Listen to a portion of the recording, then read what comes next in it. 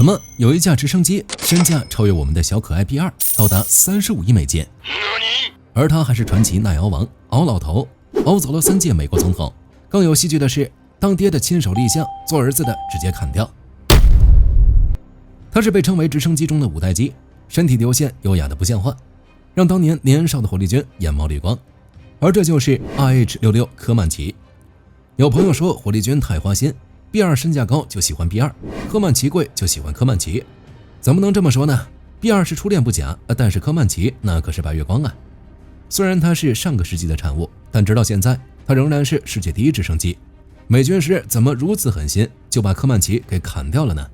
這架最貴直升機為什麼從來沒有經歷任何實戰？在中東的那個神秘陰影跟科曼奇又有什麼關係？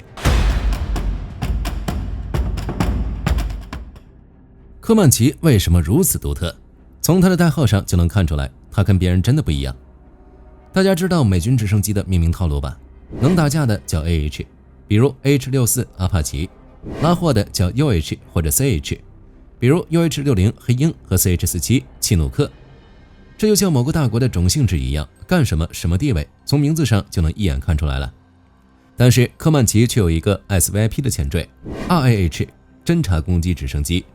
這個絕無僅有的稱號代表的是地球軍武 online 上迄今為止唯一的限定職業。那麼為什麼五角大廈那麼鍾愛它？這還要從1980年代初那個帝國的陰影說起。富爾達缺口，那是北約防線最脆弱的地方。這個地方地勢平坦，幾乎沒有任何天然屏障的平原，就是西德邊境專門為裝甲部隊開的一條不限速高速。一旦蘇聯發瘋，龐大的戰車集團軍就能順着這個大缺口直擊西歐心臟腹地。美軍的參謀們每天盯着地圖上，急得直冒冷汗。而且戰車其實不算大問題，北約這裡有 A10， 有狂風 IDS 戰鬥轟炸機，但蘇聯人也不傻，知道你空中力量雄厚，他們也配置了讓北約飛行員聞風喪膽的希勒喀河自走防空炮。這玩意兒有多恐怖？它上面的4連裝機炮1分鐘能打出4000發高炮炮彈，這就是戰車的保護傘。任何想要靠近的戰機，不出3秒鐘就會被打成蜂窩。有觀眾會說，那不是還有阿帕奇嗎？但是別忘了，阿帕奇本身就是對地反戰車直升機，當然能打防空炮。但問題是太顯眼太吵了，在歐洲的森林和蘇聯密集的雷達網面前，大塊頭阿帕奇根本進不去。怎麼辦？美軍急需一個前線偵察兵兼攻擊手，於是 RH-66 科曼奇應運而生。但是請注意，這時候它還只存在圖紙上。在最初的 PPT 上，科曼奇最主要的任務是偷窺，它的雷達反射截面積必須足夠小，不管敌人的雷達怎麼掃，熒幕上最多只能看到一只小鳥。更關鍵的是，它必須會開競走。設想中，當它貼着樹梢飛行，而樹下的士兵卻毫無差距，所以科曼奇最核心的定位就是給阿帕奇當斥候的。這個時候大家是不是好奇，為啥科曼奇沒有投入到這場假想的戰爭呢？有蘇聯自己不爭氣，更重要的是美軍太饞他身子。你那是饞他的身子，你下賤！看看這流線，看看這小蠻腰，饞太眼饞了，長得優雅還能隱身。這要是不帶點飛彈炸幾個戰車太可惜了。只要在職場上的朋友都知道，這世界上最惡心的生物不是拿着 AK 的恐怖分子，而是永遠在修改需求的甲方爸爸。而在科曼奇的研发計劃裡，美國陸軍就是那個萬惡的甲方。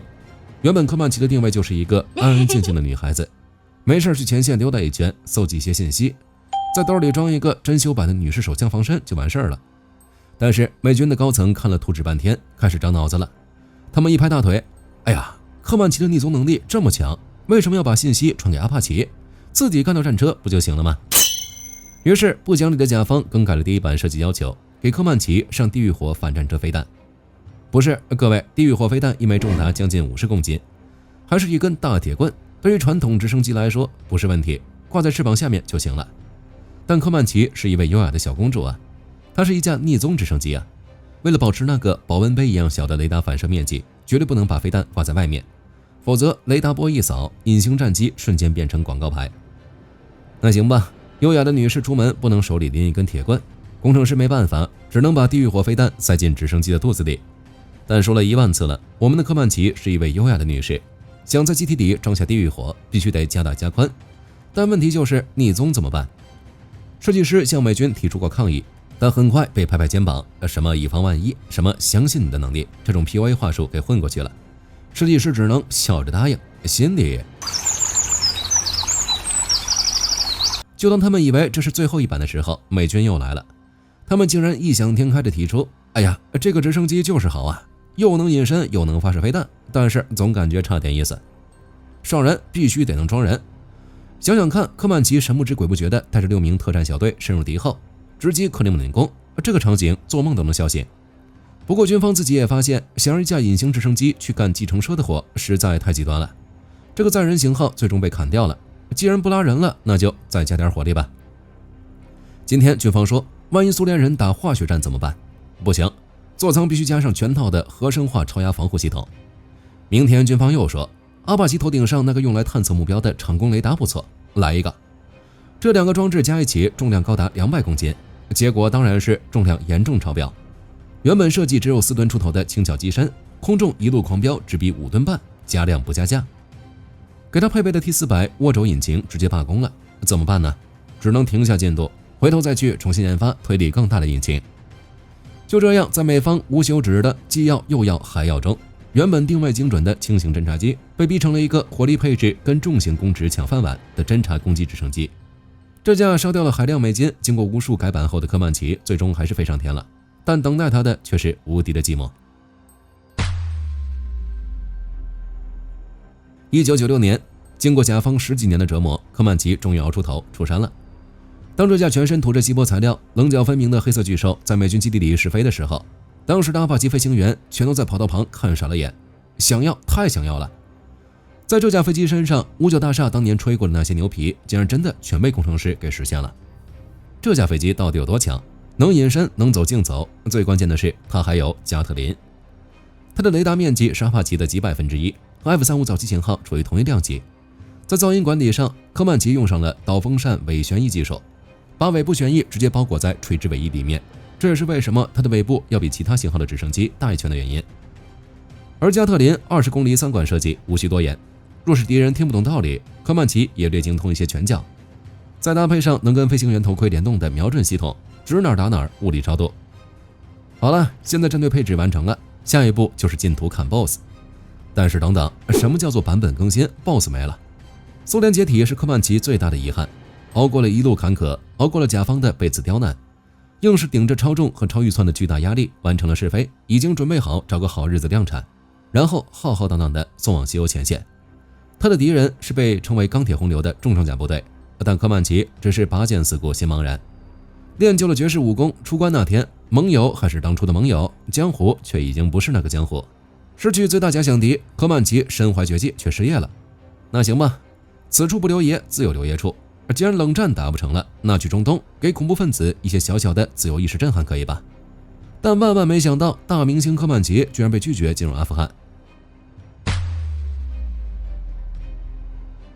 既然冷戰結束了，那美軍心想，沒關係，敵人變了，我們換個戰場繼續發揮。可是還沒等科曼奇進入中東，五角大廈發現了一個尷尬的問題。他們花了22年時間打造出來的這架未來直升機，似乎正在面對一個完全錯誤的時代。時間來到2000年代初，反恐戰爭全面爆發，美軍開進阿富汗的群山，進入伊拉克的沙漠。他們面對的不再是冷戰時期那個擁有戰車洪流、野戰防空系統和完整軍事體系的超級對手，而是一群隱藏在山谷裡的游擊隊。他們沒有先進雷達，沒有大規模裝甲部隊，沒有複雜的防空網絡，很多時候手裡的武器甚至只是幾十年前的 AK 步槍，還有從黑市裡獲得的 RPG 火箭筒。這時候美軍突然發現一個殘酷的問題，等等，這不對，我們到底準備了一架什麼樣的直升機？科曼奇誕生的時候是為了打一場第3次世界大戰，他的目標是穿越華約防空網，尋找並摧毀敵方的裝甲部隊，一切都是為了斬落那個帝國而生。但是在阿富汗，管你是富家千金還是糙小伙，他們手裡只有 AK 和 RPG。科曼奇昂貴的那些能力突然變得沒有想象中那麼重要。你的雷達信號確實小，但阿富汗可沒有雷達呀。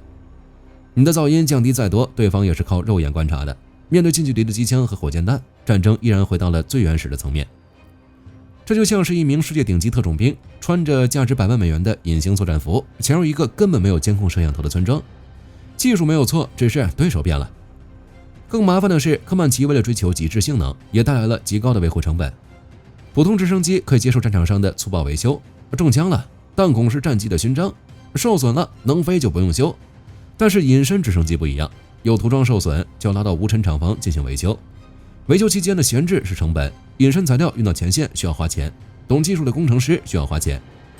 對於一架準備面對大國戰爭的裝備來說，這些成本可以接受，但如果讓它執行反恐巡邏任務，這個成本未免也太高了。於是五角大廈開始重新計算，如果繼續推進科曼奇專案，未來還需要投入超過100億美元。而與此同時，前線大量執行任務的阿帕奇攻、黑鷹也在不斷老化。美國陸軍面臨一個選擇，是繼續投資一架代表未來戰爭的科幻直升機，還是把錢投入現有部隊，讓今天正在戰場上的飛機繼續保持戰鬥力。夢想和現實必須選一個。2004年2月23日，小布希做了一個真違背祖宗的決定，取消科曼奇專案。從1988年老布希指導研發，到2004年小布希砍掉專案，美國的傳奇政治家族見證了科曼奇的輝煌到隕落。但是科曼奇並没有失敗，因為美國放棄的只是一架飛機，而不是它背後的技術。取消科曼奇之後，美國把節省下來的資金投入到了现役航空力量升级，包括大量升級 H-64阿帕奇攻击直升機，以及采购新型 UH-6M 黑鷹。與此同時，科曼奇时代積累的隱身設計、航電技術和地殼探測理念也開始流向其他專案。甚至幾年之後，再次震驚全球的秘密行動中，一種神秘的黑色直升機出現在夜空。它不是科曼奇，但很多人發現這架從未公開存在過的幽靈直升機身上似乎留下了科曼奇的影子。是誰繼承了科曼奇的遺產呢？2004年，美國陸軍宣布不會進入量產，科曼奇專案正式終結。對於外界來說，這似乎是一場徹底失敗。一架連部隊都沒有裝備的飛機，沒有擊落過敵機，沒有執行過一次真實任務，甚至沒有真正證明過自己。他的故事充滿遺憾。但是，如果你站在美國航空工業的角度來看，科曼奇並沒有死亡，因為一架武器真正留下的價值，從來不只是它最後有沒有服役，而是它在研發過程中逼着整個工業體系走到了哪裡。而科曼奇留下的第一個遺產就是隱身直升機技術。很多人可能不知道，直升機隱身比固定翼飛機更加困难，因為直升機有一個天然的問題——旋翼。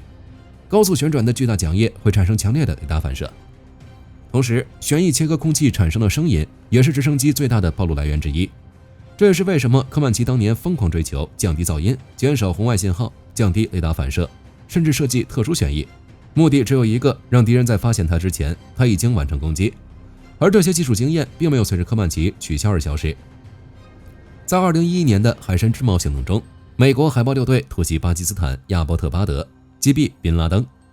這場行動裡最引人注意的不只是特種部隊，還有那架神秘的黑色直升機。行動結束後，全世界第一次看到過去從未公開存在過的裝備。它擁有特殊外形、降低噪音設計、更加隱蔽的機身結構。